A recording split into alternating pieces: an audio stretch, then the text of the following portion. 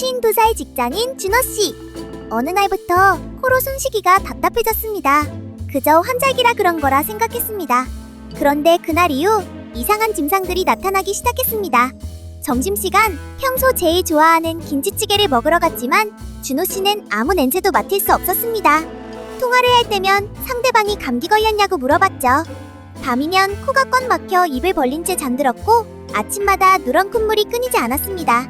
한 달째 코감기약을 먹었지만 준호씨의 코는 단 하루도 뚫린 적이 없었습니다. 대체 준호씨의 코에선 무슨 일이 벌어지고 있는 걸까요? 단순한 환절기 감기 때문일까요? 아니면 준호씨도 모르는 사이 코 속에 전혀 다른 문제가 생긴 걸까요? 놀랍게도 원인은 비용종이었습니다. 그렇다면 지금부터 반복되는 코막힘의 주범, 비용종의 미스터리를 파헤쳐볼게요. 이번 시간에는 이비인후과 전문의 오자연 교수님과 함께 비용종에 대해 알아볼게요. 비용종이란 정확히 어떤 질환인가요? 네, 정말 많은 분들이 비용종을 그냥 코 안에 물이 찬 작은 혹 정도로 가볍게 생각하시는데요. 사실 비용종은 단순한 물혹이라기보다는 코와 부비동의 점막에 만성적인 염증이 오랫동안 이어지면서 그 점막이 부풀어 오르고 늘어져서 마치 포도송이나 물방울처럼 축 처져서 자라난 염증성 조직 덩어리라고 이해하시는 것이 정확합니다. 겉으로 보면은 매끈하고 투명한 회백색을 띠고 있어서 물혹처럼 보이지만 그 안을 들여다보면 염증세포와 부어오른 점막이 가득 차 있습니다. 그래서 단순히 혹 하나가 생겼다 사라지는 문제가 아니라 코 점막에 만성 염증이 자리 잡고 있다라는 신호로 받아들이셔야 됩니다. 통증이 거의 없이 서서히 자라기 때문에 본인도 모르는 사이에 코 안을 가득 채우는 경우가 많은 것이 특징입니다. 비용종이 생기는 원인은 무엇인가요? 비용종의 가장 핵심적인 원인은 코와 부비동 점막의 만성적인 염증입니다. 즉 어떤 이유로든 코 점막에 염증이 오랫동안 지속이 되면 그 자극에 대한 반응으로 점막이 부풀어 오르면서 용종이 만들어지는 거죠. 대표적으로는 만성 부비동염, 즉 우리가 흔히 축농증이라고 부르는 질환과 알레르기 비염이 깊이 관련이 되어 있습니다. 이 밖에도 곰팡이에 의한 부비동염, 유전적인 요인, 그리고 미세먼지나 담배 연기 같은 환경적인 자극도 영향을 줄 수 있습니다. 정리하자면 한 가지 원인이라기보다는 여러 요인이 겹쳐서 점막에 만성 염증을 일으키고 그 결과로 비용종이 자라난다고 보시면 되겠습니다. 그럼 교수님과 함께 알아보는 Yes or No! 비용종은 코 안에 생기는 암이다? 아닙니다. 비용종은 암이 아니라 만성 염증으로 인해 생기는 양성 조직입니다. 즉 다른 곳으로 전이되거나 생명을 위협하는 악성 종양과는 전혀 다른 질환입니다. 다만 아주 드물게 한쪽 코에만 생긴 용종이나 모양이 일반적이지 않은 경우에는 종양과 감별이 필요할 수 있어 정확한 진단을 위해서 검사를 받아보시는 것이 좋습니다. 그래서 암은 아니지만 한 번은 정확히 확인해 봐야 하는 혹이라고 정리할 수 있겠습니다. 비용종이 생기면 일상에서 어떤 증상들이 나타나나요? 가장 흔하고 대표적인 증상은 바로 코막힘입니다. 용종이 코끼를 점점 막으면서 한쪽 또는 양쪽 코가 답답해지고 심하면 입으로 숨을 쉬게 돼서 수면 중에 코골이나 입마름이 생기기도 합니다. 두 번째로 중요한 증상은 냄새를 잘 못 맡는 것, 즉 후각저하나 후각소실입니다. 비용종이 냄새를 감지하는 코 윗부분을 막아버리기 때문인데요.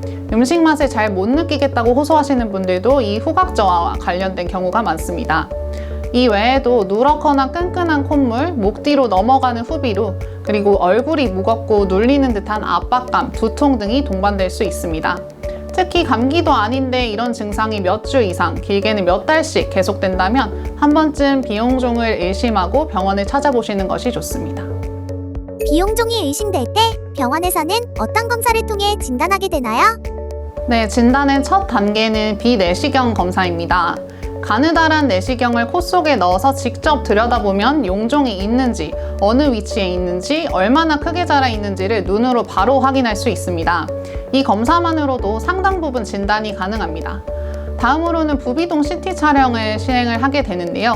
내시경으로는 코 속 입구 쪽만 보이지만 CT를 찍으면 코 속 깊숙한 부비동까지 용종이 얼마나 퍼져 있는지, 염증의 범위는 어느 정도인지를 입체적으로 파악을 할 수가 있습니다. 수술이 필요한 경우에는 수술 계획을 세우는 데에도 꼭 필요한 검사입니다. 이와 함께 알레르기 검사를 통해서 원인이 되는 알레르기 물질을 확인하고 드물지만 종양 등 다른 질환과 감별하기 위해서 조직 검사가 중요할 수 있습니다. 비용종은 어떤 방식으로 치료하게 되나요? 네, 비용종 치료의 기본 원칙은 약물 치료부터 시작한다라는 것입니다. 가장 핵심이 되는 약은 코에 직접 뿌리는 스테로이드 비강 분무제입니다. 염증을 가라앉혀서 용종의 크기를 줄이고 증상을 완화해 주는데 꾸준히 사용하는 것이 중요합니다.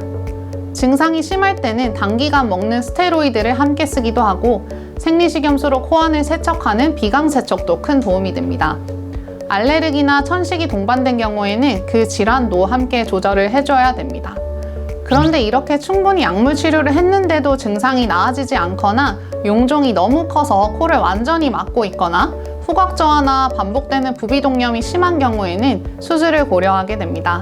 중요한 것은 환자분마다 원인과 상태가 다르기 때문에 전문의와 상의해서 본인에게 맞는 치료법을 정하는 것입니다.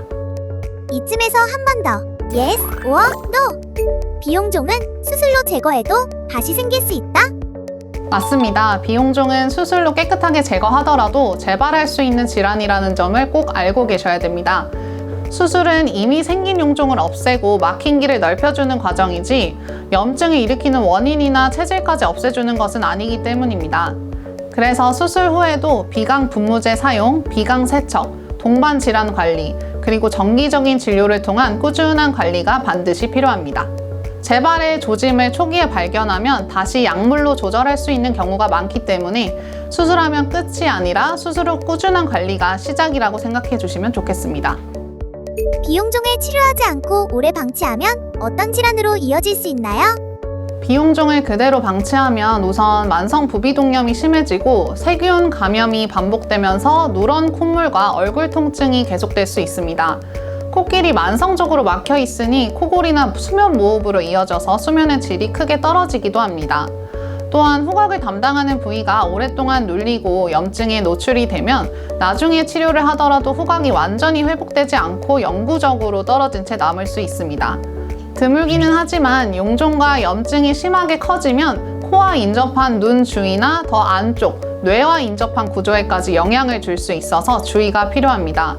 결국 핵심은 시간이 지난다고 저절로 좋아지는 병이 아니라 오히려 서서히 진행하는 병이라는 점입니다. 그래서 증상이 오래 간다면 미루지 마시고 일찍 진료받으시는 것이 가장 좋은 방법입니다. 비용종을 예방하거나 재발 위험을 낮추기 위해 어떤 생활 습관이 도움이 될까요? 네, 가장 강조드리고 싶은 것은 코 점막의 염증을 키우는 자극을 줄이는 것입니다. 우선 담배 연기는 직접 흡연이든 간접 흡연이든 코 점막에 큰 자극이 되기 때문에 반드시 피하셔야 됩니다. 미세먼지가 심한 날에는 마스크를 착용하시는 것도 도움이 됩니다. 두 번째로 생리식염수를 이용한 비강 세척을 평소 습관으로 들이시면 코 속의 먼지나 자극물질, 알레르기 유발 물질을 씻어내는 데 효과적입니다. 실내 습도를 적절히 유지하고 공기를 깨끗하게 관리하는 것도 좋습니다. 세 번째로 알레르기 비염이 있으신 분들은 본인의 알레르기 원인 물질을 알고 가능한 한 피하면서 꾸준히 치료받는 것이 중요합니다. 감기나 비염을 가볍게 여기지 말고 초기에 잘 관리해서 만성염증으로 번지지 않도록 하는 것. 이것이 비용종을 예방하고 재발을 줄이는 가장 현실적인 생활관리법입니다. 마지막으로 시청자 여러분께 꼭 전하고 싶은 당부 한 말씀 부탁드려요. 네, 비용종은 단순한 모록이 아니라 코 점막의 만성 염증이 만들어낸 결과라는 점을 꼭 기억해 주셨으면 합니다. 코막힘이나 냄새를 잘 못 맡는 증상이 몇 주 이상 계속된다면 괜찮아지겠지 하고 미루지 마시고 가까운 이비인후과를 찾아서 정확한 진단을 받아보시기 바랍니다. 다행히도 비용종은 적절한 약물 치료와 필요한 경우의 수술, 그리고 꾸준한 관리로 충분히 조절할 수 있는 질환입니다. 재발이 있을 수 있다는 점 때문에 너무 걱정만 하시기보다는 전문의와 함께 꾸준히 관리해 나간다는 마음으로 접근하시면 일상의 숨쉬는 편안함을 충분히 되찾으실 수 있습니다. 숨쉬는 일, 냄새 맡는 일은 삶의 질과 직결됩니다. 코 건강 가볍게 여기지 마시고 꼭 챙기시길 바랍니다. 오늘은 코 안에 생긴 염증 덩어리, 비용종에 대해 알아봤는데요. 악성 종양은 아니지만 오래 방치하면 후각이 떨어지고 삶의 질까지 무너뜨릴 수 있어요. 한 달 넘게 이어지는 코막힘, 누런 콧물, 코골이가 계속된다면 이건 몸이 보내는 신호니까 그냥 넘기지 마세요. 오늘 유익한 설명해주신 이비인후과 전문의 오자영 교수님, 감사합니다. 그럼 지금까지 여러분의 건강을 지키는 천사 레디엘이었습니다. 다음 시간에 만나요. 레디엘의 비용종 미스터리 완벽 해결. 비용종은 코 내부 점막에 만성적인 염증이 오래되면서 물방울 모양으로 염증성 조직 덩어리가 부풀어 오른 걸 말해요. 비용종이 생기면 코가 막히고 수면 중 코골이가 생기거나 입이 마르는 증상이 생기기도 하고, 냄새를 잘 못 맡는 증상, 끈끈한 콧물, 두통 등이 동반될 수 있어요. 병원에서는 코 안쪽을 보는 비내시경 검사와 CT 촬영을 통해서 비용종이 있는지를 확인해요.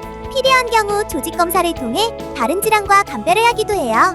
치료는 약물 치료가 원칙인데, 코에 직접 뿌리는 스테로이드 비강 분무제를 통해서 염증을 가라앉히고 증상을 완화해요. 하지만 증상이 너무 심한 경우에는 비용종을 직접 제거하는 수술적 치료를 고려하기도 해요. 비용종을 예방하거나 재발을 방지하기 위한 생활 속 관리법으로는 금연하기, 미세먼지가 많은 날에는 마스크 착용하기, 생리식염수로 코 속 세척하기, 실내 습도 적절히 유지하기, 그리고 알레르기 비염이 있는 경우 알레르기 원인 물질을 피하고 꾸준히 치료받기를 기억하세요.